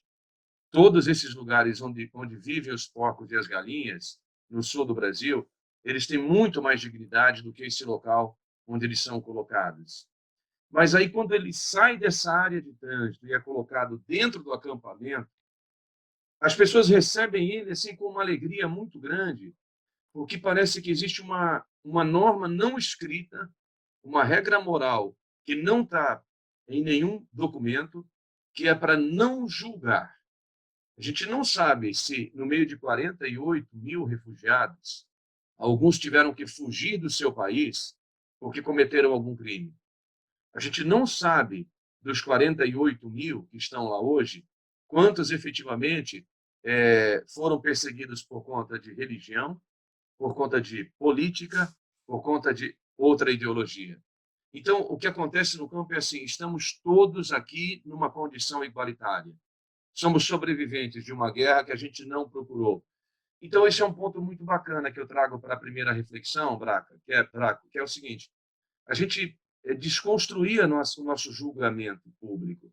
Nós hoje estamos assim num mundo muito guiado pelas redes sociais, que a gente avalia muito a aparência, a gente avalia muito o consumo das pessoas, a gente está criando uma sociedade de aparência e de julgamento. E isso é contrário ao que prega, por exemplo, a religião cristã.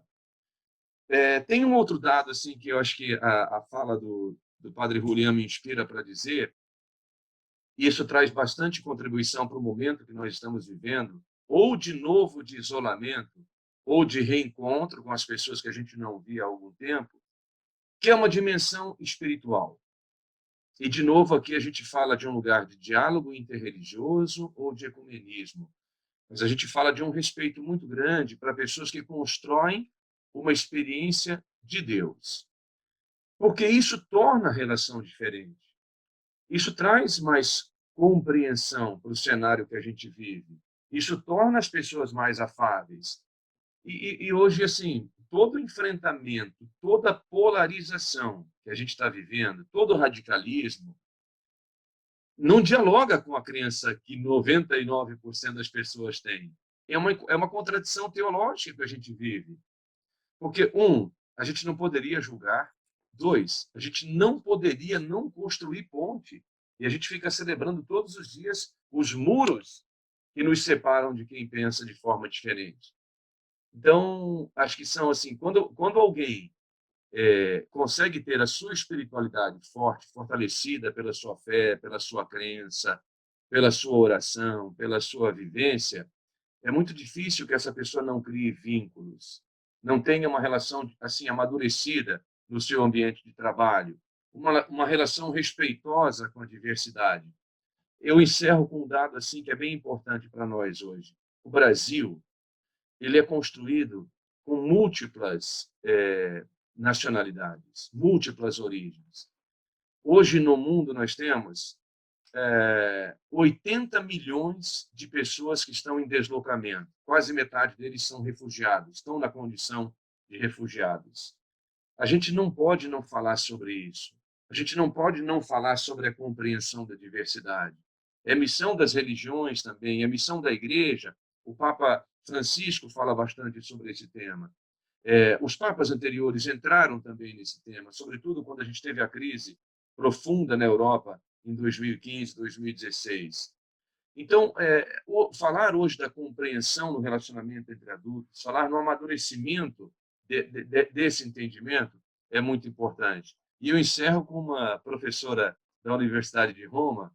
Ela lançou um livro agora em português, inclusive, cara, eu esqueci o nome da pesquisadora, mas o tema ficou muito marcado em mim, porque ela fala que a gente está de novo valorizando duas coisas que ajudaram a construir os muros que separaram a humanidade e foram separações radicais. A gente entende ainda que os laços de parentesco, os laços sanguíneos, eles são decisivos para definir um pertencimento, e ela fala dos laços de posse da terra. Então, ela fala assim, a gente, de novo, está entrando no lugar errado. E aí eu vou voltar ao século XII, ao século dos mendicantes, para encerrar, desculpa me estender um pouquinho, ao século que deu assim para a igreja, para a tradição cristã, tantos eremitas, tantas pessoas que valorizaram tanto o desapego dos bens materiais da terra para pensar nos valores espirituais. Mas eu vou pensar numa trilogia aqui de um frade franciscano. Ele falava assim, em que nível que você está de desapego? Ele fala, nível 1. Se você é alguém que considera que o lugar que você vive é exatamente o que Deus deu para você, então a sua fé é muito fraca. Você está muito apegado. Você precisa evoluir. Nível 2. Se você considera que qualquer lugar do mundo onde Deus te colocar vai ser a sua terra, você avançou em relação ao primeiro, mas você ainda não chegou à perfeição que poderia alcançar. 3. só para os santos e para os místicos. Ele fala assim, olha, se você consegue considerar que em qualquer lugar da Terra onde você estiver, a Terra não é sua, e você está de passagem por ali, então você está caminhando para a perfeição. Porque você entendeu que a trajetória humana é uma peregrinação. E você não está amarrando, você não está preso a correntes aos bens materiais. Eu encerro dizendo que é um exercício diário que a gente precisa fazer. Mas quando você pensa nessa perspectiva de que todas as coisas são passageiras, a gente briga menos, a gente grita menos, a gente se aborrece menos com as pequenas coisas do dia a dia. Porque quando elas são comparadas numa perspectiva de eternidade, elas não são tão significativas quanto você coloca um foco exatamente em cima delas. E eu acho que isso é muito importante para uma reflexão que fala sobre recomeço. Obrigado, Evaldo. Juliano. Yo creo que el primer dato que se impone Acho que o primeiro dado que se impõe hoje diante dos nossos olhos é que vivemos em uma sociedade multicultural. A sociedade homogênea de um século atrás, ou meio século atrás, desapareceu. As coisas que eram óbvias para todos há alguns anos tornaram-se problemáticas para muitas pessoas. Nós nos encontramos com o fato de que é difícil nessa sociedade global, multicultural, entendermos-nos. Paradoxalmente, pareceria que acabaram os guetos, como Evaldo dizia antes, e, ao contrário, vemos que os guetos aparecem. Os nacionalismos se acentuam de novo. Criam-se muros ao invés de pontes. Vemos isso no nível político, social, em muitas modalidades em que se afirma algo fechado. No fundo, isso é como o risco que corremos e que está sempre à nossa frente, diante de nós. Isso não pode prosperar a não ser com violência. Se for um gueto para impor-se ao outro, ele terá que fazer violência. Terá que pisotear a liberdade do outro. Numa sociedade plural como a nossa, só é possível comunicar aquilo que a pessoa considera verdadeiro, testemunhando-o livremente. Comunica-se pelo esplendor da verdade, pela atração da verdade. Não existe outra modalidade que respeite a liberdade do outro que pensa diferente de mim, a não ser oferecer-lhe livremente a beleza do que eu vivo. E que o outro possa também oferecer a beleza que vive. E se cada um está desejando de encontrar a melhor forma de viver, vai ser nesse diálogo entre uma experiência e outra que cada um poderá experimentar o outro como um bem. Vemos agora, numa situação em que vivemos, todos temos que enfrentar a pandemia, mas não todo mundo a enfrenta igualmente. Tem gente com medo, tem gente que não quer saber nada das regras, e tem gente que não quer saber nada de restrição. Cada um está enfrentando a partir da sua perspectiva, mas nós todos estamos sendo desafiados por isso. Diante de um problema que nos afeta a todos, pessoalmente, um pai vive isso diante do seu filho, um empregado diante do seu chefe. ou um esportista diante dos seus fãs. Todos vivemos diante de outros. E é aqui que cada um oferece o tipo de experiência que lhe ajuda a viver este desafio que é a pandemia. Cada um sabe se a escolha que fez lhe ajuda a viver ou o fecha, o torna mais violento, ou mais temeroso, ou o permite viver com esperança. Não podemos evitar, nesse diálogo de vidas, um vivendo na frente do outro, Las diferencias, no todo es igual, no todas las personas viven. poderemos ver as diferenças. Nem todo mundo é igual, nem todo mundo está igualmente contente ou igualmente asfixiado nessa situação. Muitos estão vivendo mal e outros, ao seu lado, vivem com paz e uma alegria que a gente gostaria de ter. Só se comunica com o resplendor da verdade, com a beleza de algo que possa atrair. Porque eu vejo que o outro está vivendo a mesma circunstância que eu vivo, nesse caso, a pandemia que todos compartilhamos, vive com um modo que eu não sou capaz de viver. E é esse o bem que ele pode me comunicar. E me comunica livremente, não me impõe. Quando quer se impor, começa a violência. E essa passagem, no nível familiar, social, político e global, não há outra modalidade a não ser fazer esse caminho juntos, compartilhando o que temos, podendo assim oferecer aos outros, no respeito da liberdade do outro, porque não há outra modalidade. Nós, muitos entre nós, somos cristãos. Voltamos a ser o que era no início o cristianismo. A igreja, no início, era um pequeno grupo. Ela não tinha nenhuma vantagem para se comunicar. Ela, no meio do Império Romano, era 4 gatos pingatos.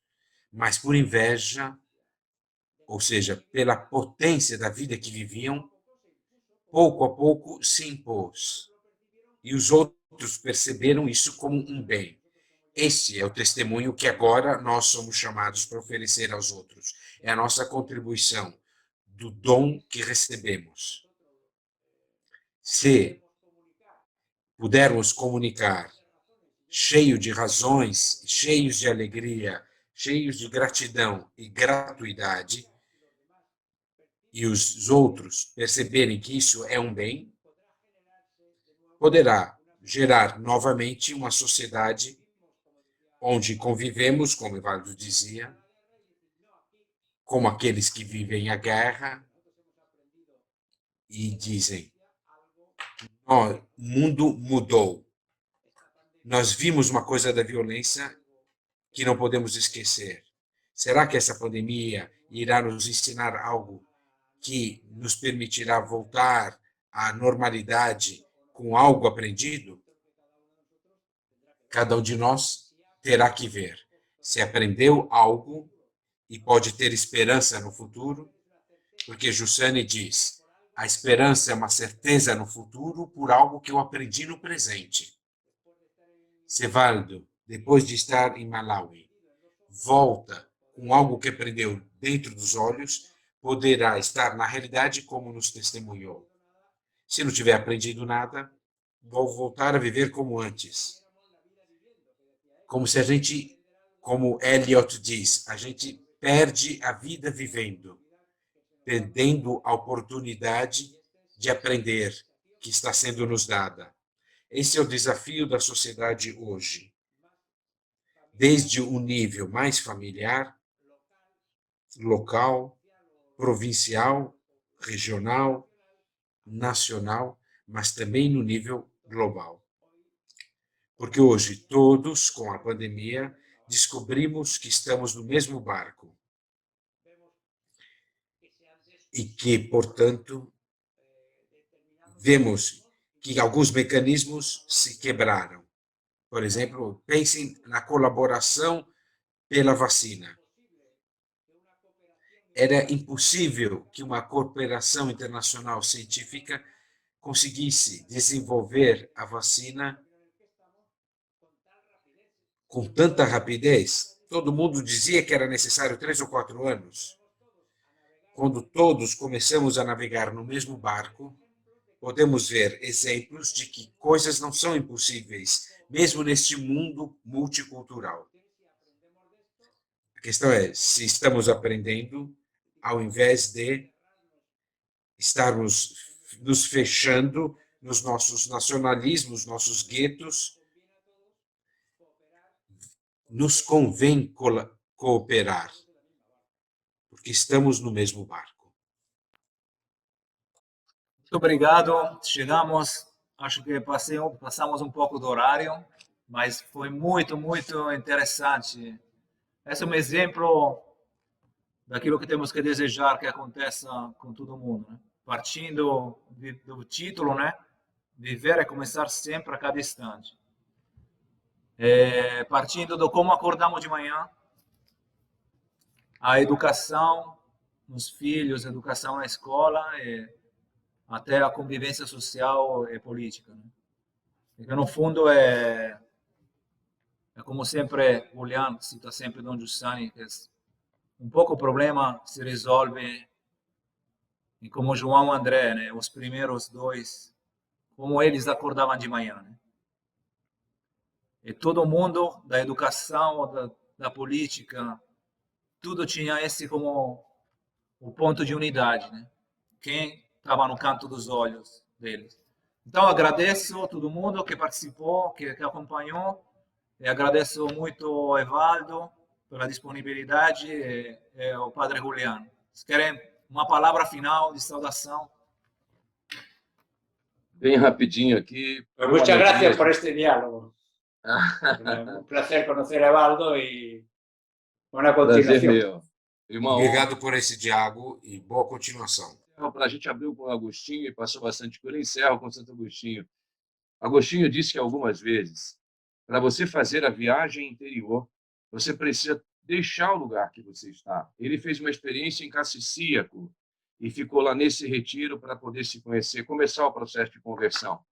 Então, talvez a gente não precise ir tão longe no Malawi, mas é muito importante, em algum momento, se retirar um pouco do local que a gente está vivendo, fisicamente mesmo, para enxergar como a gente está vivendo e como estão as relações e como as coisas estão caminhando para poder fazer mudanças. Obrigado pelo convite, fiquei muito lisonjeado, aprendi muito hoje com o Padre Julián e foi uma honra estar com vocês aqui, tá bom? Un placer. Obrigado. Gracias, gracias, Evaldo.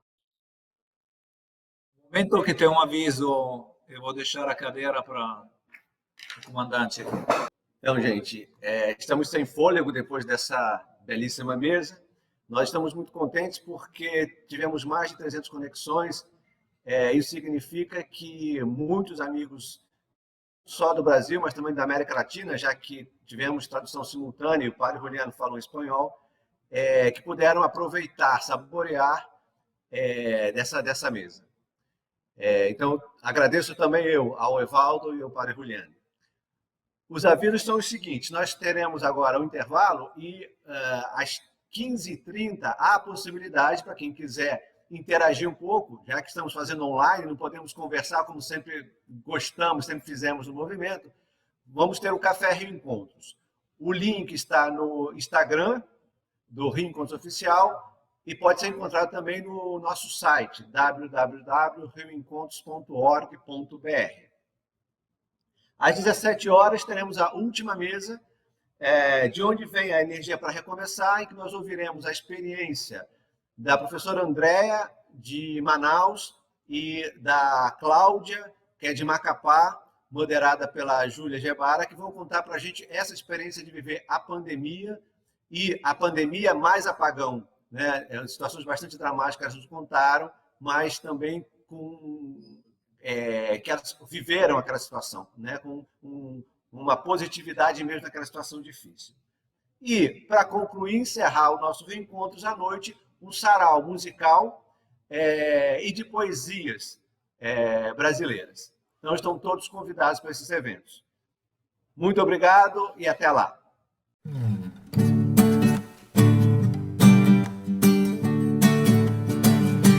Já começou, nossa vida encontrou um lugar que muda o sonho em esperança e que nos enche de certeza.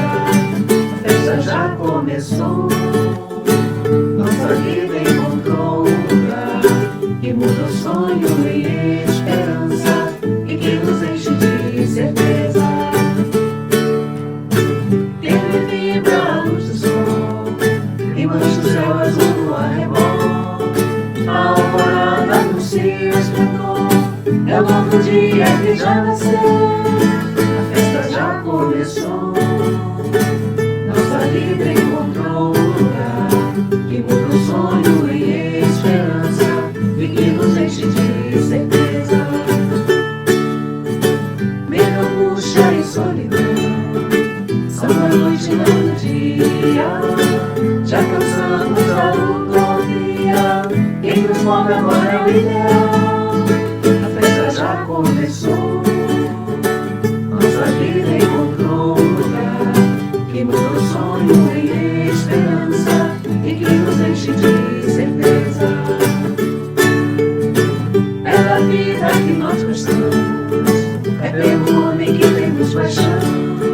Nosso desejo de liberdade, tudo e todos nos leva a oração.